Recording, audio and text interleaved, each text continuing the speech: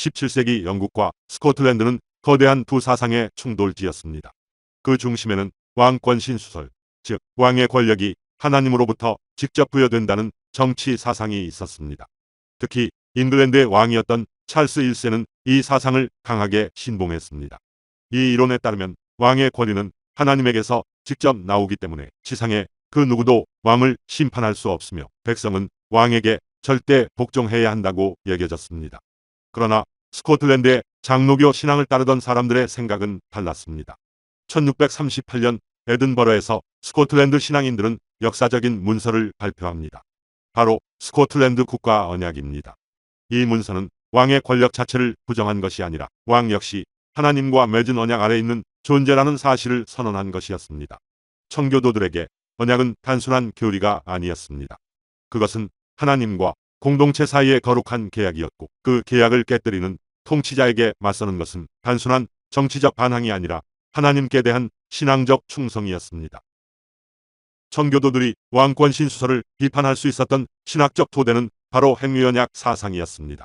이 교리는 개혁교회 신학에서 정리되었고 특히 웨스트민스터 신앙고백서에서 명확하게 설명됩니다. 성경에 따르면 하나님은 아담을 단순한 개인이 아니라 인류의 대표자로 세우셨습니다. 하나님은 그와 언약을 맺으시고 순종을 조건으로 생명을 약속하셨습니다. 이 구조는 당시 사람들에게 매우 익숙한 것이었습니다.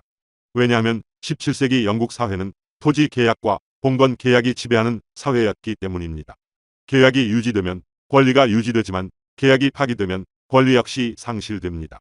아담의 죄는 단순한 도덕적 실패가 아니라 언약의 파기였습니다.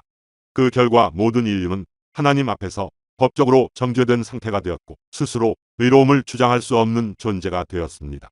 청교도들은 바로 이 점을 강조했습니다.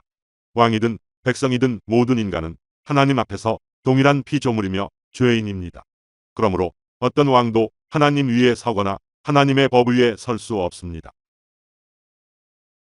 아담이 깨뜨린 언약을 대신 이루신 분이 바로 예수 그리스도입니다. 그리스도를 통해 하나님은 새로운 언약, 곧 은혜 언약을 세우셨습니다. 이 사상은 개혁교회 전통 속에서 발전되었고 도르트 총회에서 확증되었습니다. 청교도들은 이러한 언약 사상을 단지 개인의 구원 문제에만 적용하지 않았습니다. 그들은 사회와 국가 역시 언약적 질서 안에 있다고 보았습니다. 청교도 정치신학자였던 사무엘 러더퍼드는 그의 유명한 책 법과 왕에서 왕권 신수설을 정면으로 반박하며 중요한 원리를 제시했습니다. 그에 따르면 정치 질서는 다음과 같은 언약 구조를 갖습니다. 첫째, 하나님과 공동체 사이의 언약. 둘째, 공동체와 왕 사이의 언약. 이 구조에서 왕은 언약의 주인이 아니라 언약 아래 있는 통치자입니다. 따라서 만약 왕이 하나님의 법을 어기고 백성을 억압한다면 그는 공동체와 하나님 모두와 맺은 언약을 깨뜨린 것입니다. 이때 공동체는 하나님과의 더 높은 언약을 지키기 위해 왕의 권력을 제한하거나 저항할 수 있습니다. 이 사상은 훗날 영국 정치 질서를 뒤흔든 중요한 신학적 사상이 되었습니다. 청교도들이 이러한 언약 사상을 배우게 된 중요한 도구가 하나 있었습니다. 그것은 바로 제네바 성경입니다. 제네바 신약 성경은 1557년, 제네바 신구약 전체 성경은 1560년에 발간됩니다. 이 성경은 영국에서 가톨릭 복고 정책을 펼쳐 개혁주의자들을 박해한 피에 메리 여왕을 피해 스위스 제네바로 망명한 개혁자들이 번역한 성경이었습니다. 특히 이 성경은 당시로서는 매우 혁신적인 특징을 가지고 있었습니다. 읽기 힘든 블랙레터 대신 명확한 로마체 폰트를 사용하여 대중적인 보급을 이끌었습니다. 그리고 성경 본문 옆에는 자세한 해설 주석이 달려 있었는데 이 주석은 독자들이 성경을 이해하도록 돕는 역할을 했습니다.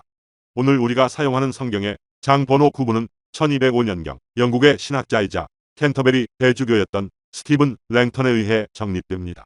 그리고 성경의 절 번호는 프랑스의 인쇄업자이자 학자였던 로베르 에스티엔이 스티븐 랭던의 장 체계와 함께 1551년 헬라어 신약 성경, 1555년 라틴어 성경 전체를 인쇄하면서 붙였습니다.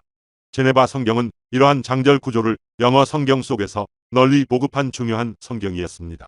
문제는 이 성경의 주석들이 왕들에게 매우 불편한 내용이었다는 것입니다. 예를 들어 출애굽기에서 히브리 산파들이 파라오의 명령을 거부하고 아기들을 살려준 장면에 대해 이 성경의 주석은 하나님의 뜻에 반하는 왕의 명령은 거부될 수 있다고 설명했습니다.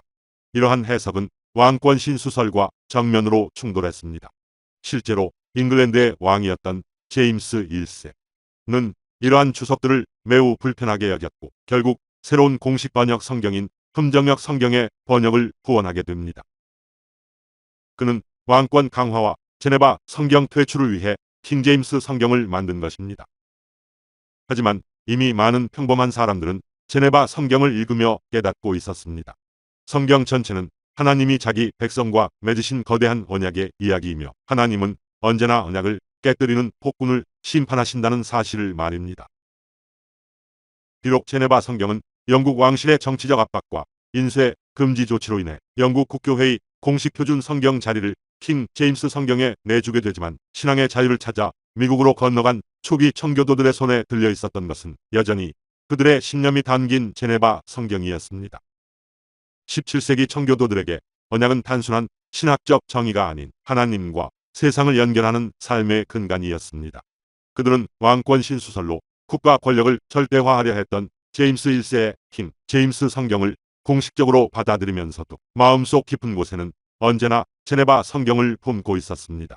왕의 명령보다 하나님의 주권을 우선시했던 제네바 성경의 가르침은 그들에게 불의한 권력에 맞설 수 있는 강력한 영적 무기였습니다.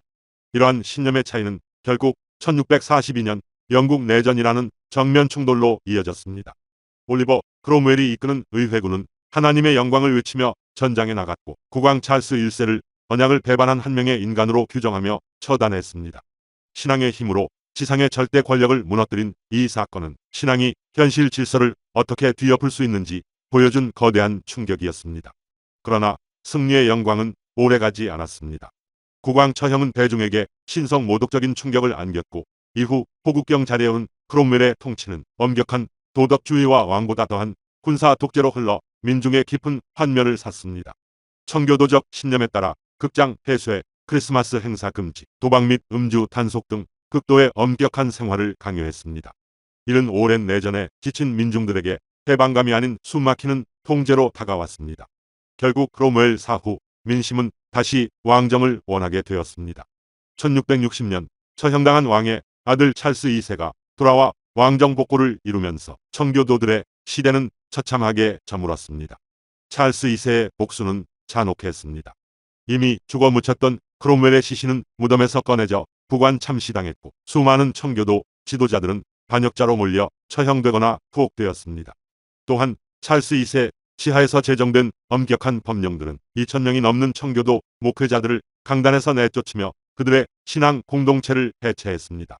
신앙의 열정이 낳은 정치적 독단이 역설적으로 그들의 참혹한 몰락을 불러온 것입니다. 오늘 우리에게도 무거운 질문이 남습니다. 우리는 세상의 권위보다 높은 하나님의 언약을 붙들고 살고 있습니까? 동시에 그 신앙의 열정이 타인에 대한 압제나 독단으로 변질되지 않도록 스스로를 경계하고 있습니까? 행위언약의 절망을 넘어 그리스도의 은혜 언약 안에 거하는 사람은 참된 자유를 누립니다.